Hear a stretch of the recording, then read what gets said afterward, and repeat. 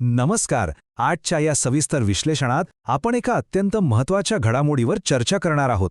मे 2026 मध्ये पार पडलेली भारत आणि नेदरलँड्स यांच्यातील द्विपक्षीय शिखर परिषद.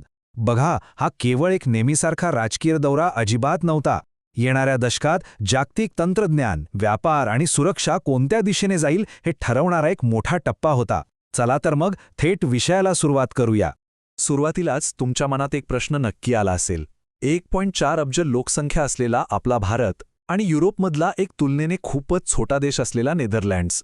पण तरीही भारताच्या भविष्यातील तांत्रिक प्रगतीसाठी हा देश अचानक एवढा केंद्रस्थानी कसा काय आला?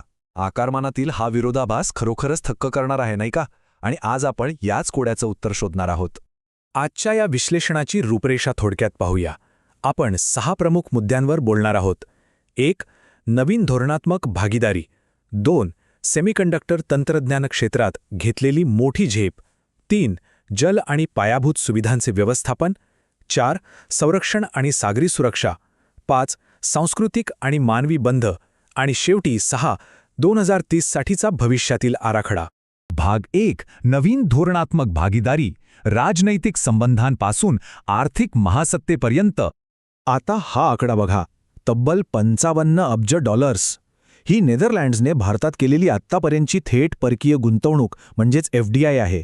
या प्रचंड गुंतवणुकीमुळे होतंय काय, तर नेदरलँड्स हा आता भारतातील चौथा सर्वात मोठा परकीय गुंतवणूकदार बनला आहे.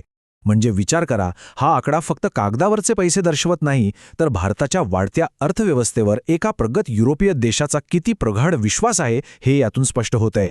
दोन्ही देशांमधील व्यापार किती वेगाने वाढतोय हे तुम्हाला यावरून समजेल. जागतिक स्तरावर नेदरलँड्स हा भारताचा 11वा सर्वात मोठा व्यापारी भागीदार आहे. पण त्याहूनही महत्त्वाची गोष्ट म्हणजे भारताच्या निर्यातीसाठी हे जगातलं 3रा सर्वात मोठं गंतव्यस्थान आहे. 2024-25 या आर्थिक वर्षातच दोन्ही देशांमधील व्यापार 27.8 अब्ज डॉलर्सवर पोचला आहे. आणि हो, भारत आणि युरोपियन युनियन यांच्यात जो मुक्त व्यापार करार घातलाय त्याला लवकरात लवकर मार्गी लावण्यासाठी हे दोन्ही देश मिळून जोरदार प्रयत्न करत आहेत. भाग 2. सेमीकंडक्टर तंत्रज्ञान क्षेत्रात झेप, भविष्याची पुरवठा साखळी. आता सगळ्यात महत्त्वाचा मुद्दा, सेमीकंडक्टर्स. हा गुंतागुंतीचा करार प्रत्यक्षात कसा काम करेल ते आपण 3 सोप्या पायऱ्यांमध्ये समजून घेऊया. पहिली पायरी, ASML आणि टाटा यांच्यातील ऐतिहासिक भागीदारी. ASML ही जगातली एक टॉपची सेमीकंडक्टर उत्पादक कंपनी आहे. दुसरी पायरी, डच सेमिकॉन कॉम्पिटन्स सेंटर आता थेट आपल्या इंडिया सेमीकंडक्टर मिशनशी जोडले जाईल. आणि तिसरी पायरी, या सगळ्याचा परिणाम म्हणून गुजरातमधील धोलेरा फॅबमध्ये प्रत्यक्ष उत्पादनाला गती मिळेल. थोडक्यात सांगायचं तर एक अतिशय भक्कम अशी टेक इकोसिस्टीम इथे तयार होत आहे. परिषदेदरम्यान 16 मोठ्या कंपन्यांच्या मुख्य कार्यकारी अधिकाऱ्यांसोबत म्हणजे CEO सोबत एक बैठक झाली. त्यात एका सूत्रावर खास भर दिला गेला. भारतात नवनिर्मिती करा, भारतासाठी आणि जगासाठी. म्हणजेच innovate in India, for India and for the world. यावरून एक गोष्ट अगदी स्पष्ट होते की भारत आता केवळ वस्तूंसाठी एक बाजारपेठ राहिलेला नाही, तर तो संपूर्ण जगासाठी प्रतिभा आणि उत्पादनाचं एक प्रमुख केंद्र बनत आहे. भाग 3. जल आणि पायाभूत सुविधांचे व्यवस्थापन, एकत्रितपणे लवचिकता निर्माण करणे. आता हे उदाहरण बघा, अतिशय रंजक आहे. नेदरलँड्समधलं ऐतिहासिक अफस्लूट धरण. या धरणाने एकेकाळी त्यांच्या देशाला महाभयंकर पुरापासून वाचवलं होतं. आता याच तंत्रज्ञानाचा आणि अनुभवाचा थेट संदर्भ गुजरातमधील अत्यंत महत्त्वाकांक्षी अशा कल्पसर प्रकल्पाशी जोडला जातोय. सौराष्ट्र भागात पिण्याचं पाणी आणि अन्नसुरक्षा सुनिश्चित करण्यासाठी समुद्राच्या खाडीत गोड्या पाण्याचा महाकाय जलाशय निर्माण करण्याचा हा प्रकल्प आहे. आणि यासाठी डच तंत्रज्ञान आपल्याला मदत करत आहे. या व्यतिरिक्त आणखीही काही महत्त्वाचे उपक्रम आहेत, जसे की दोन्ही देशांची जलधोरणात्मक भागीदारी आता 2027 पर्यंत वाढवण्यात आली आहे.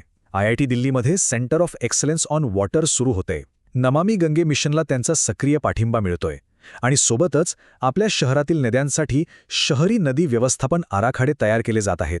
शाश्वत भविष्याकडे टाकलेले हे एक अतिशय महत्त्वाचं पाऊल आहे.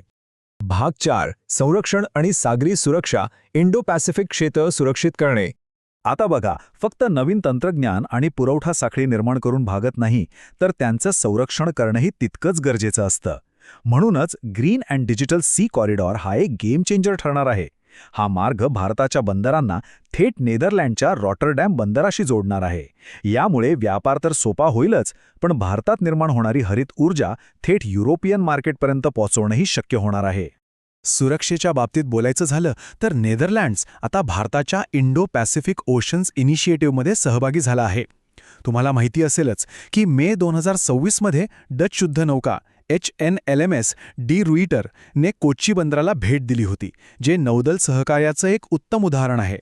याशिवाय एक नवीन डिफेन्स इंडस्ट्रियल रोडमॅप तयार केला जातोय आणि लॉजिस्टिक समर्थन करारांना गती दिली जात आहे, जेणेकरून इंडो पॅसिफिक क्षेत्र मुक्त आणि सुरक्षित राहील. भाग 5. सांस्कृतिक आणि मानवी बंध, वारसा जपणे, विचारांची देवाणघेवाण. विकास भी और विरासत भी हे सूत्र या परिषदेत खूप प्रकर्षाने जाणवलं. याचा सोपा अर्थ असा की आपण तंत्रज्ञानात कितीही पुढे गेलो तरी आपल्या प्राचीन सांस्कृतिक वारशाची पाळंमुळं घट्ट पकडून ठेवायची. आणि याच भावनेतून या दौऱ्यात एक अत्यंत अभिमानास्पद घटना घडली. नेदरलँडच्या लीडेन विद्यापीठाने चोल साम्राज्यातील तब्बल 24 प्राचीन ताम्रपट भारताला ससन्मान परत केले. हे ताम्रपट सम्राट राजेंद्र चोल प्रथम आणि कुलोतुंग चोल प्रथम यांच्या काळातील आहेत.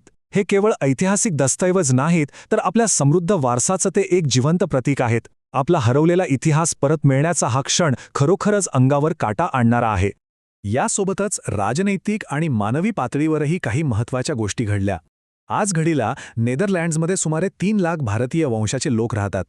आता कुशल व्यावसायिक आणि विद्यार्थ्यांसाठी मोबिलिटी आणि स्थलांतराबाबत एक नवीन करार झाला आहे. तसेच आपलं ऐतिहासिक नालंदा विद्यापीठ आणि त्यांचं ग्रोनिंगिन विद्यापीठ यांच्यात शैक्षणिक करार झालाय. आणखी एक महत्त्वाची बाब म्हणजे दोन्ही नेत्यांमध्ये देशांतर्गत बाबी आणि अल्पसंख्याकांच्या अधिकारांसारख्या मुद्द्यांवर अतिशय तटस्थ आणि तथ्यात्मक चर्चा झाली. हे एका प्रगल्भ आणि परिपक्व लोकशाही संबंधाचं लक्षण आहे. भाग 6. 2030 भविष्यातील आराखडा, 5 वर्षांचा धोरणात्मक दृष्टिकोन.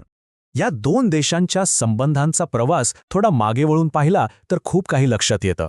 1947मध्ये सुरू झालेले राजनैतिक संबंध, मग 2021मध्ये सुरू झालेली जलक्षेत्रातील भागीदारी.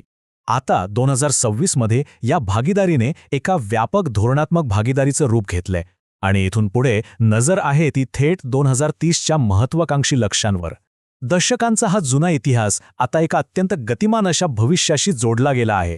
पुढील 5 वर्षांसाठी एका स्पष्ट आराखड्यावर काम केलं जाणार आहे. यात 5 प्रमुख क्षेत्रांवर लक्ष केंद्रित केलं जाईल. आर्थिक वाढ, तंत्रज्ञान आणि विज्ञान, ज्यात अर्थातच सेमीकंडक्टर्सचा मोठा वाटा असेल, पाणी आणि आरोग्य, संरक्षण आणि सुरक्षा, आणि शेवटी संस्कृती आणि मानवी स्थलांतर. हा अत्यंत संतुलित आणि परिपूर्ण असा प्लॅन आहे. तर या सविस्तर विश्लेषणाच्या शेवटी एक अतिशय महत्त्वाचा प्रश्न मी तुमच्यासमोर ठेवू इच्छितो. आज जगातल्या पुरवठा साखळ्या वेगाने बदलत आहेत. अशावेळी नेदरलँडसारखे छोटे पण तंत्रज्ञानात अत्यंत प्रगत असलेले देश भविष्यातील आंतरराष्ट्रीय तंत्रज्ञान आणि सुरक्षेची समीकरणे कशी बदलून टाकतील? एखाद्या देशाचा प्रभाव त्याच्या आकारमानावरून नाही, तर त्याच्या गुणवत्तेवरून आणि धोरणात्मक निर्णयांवरून कसा ठरतो हे यातून स्पष्ट होतंय. या प्रश्नावर नक्की विचार करा. हे विश्लेषण पाहिल्याबद्दल खूप खूप धन्यवाद. लवकरच पुन्हा भेटूया एका नवीन आणि रंजक विषयासह.